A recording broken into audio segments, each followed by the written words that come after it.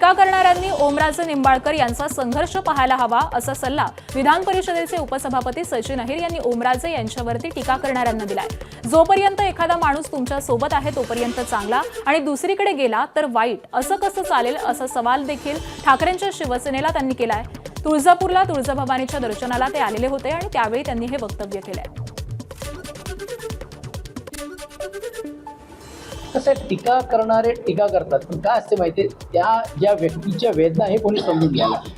अनेक वेळा राज्यकर्ते म्हणून घेऊन ज्यावेळी काही लोक असे निर्णय घेतात त्यावेळी टीका आरोप केले जातात, पण ते इथपर्यंत पोहोचण्यासाठी त्यांचा जो संघर्ष त्याग आहे ह्याच्याबद्दल कोण बोलत नाही। आणि मला आश्चर्य वाटते की पक्षातले ज्यावेळी काही लोक सांगतात की आल्यावरती ती चांगले असतात, केले तर ती नालायक, हे असं कसं चालेल। तर मला वाटतं या सर्व गोष्टी आहे, पण आता तो व्यासपीठ नाही आहे। पण एक गोष्ट नक्की आहे की ओमराजे असतील, मी असेल, तिकडे संजय पाटील असतील खासदार, ही जी नवीन तरुण फळी जी आहे ती निश्चितपणे पक्षाला चांगली ताकद मिळेल।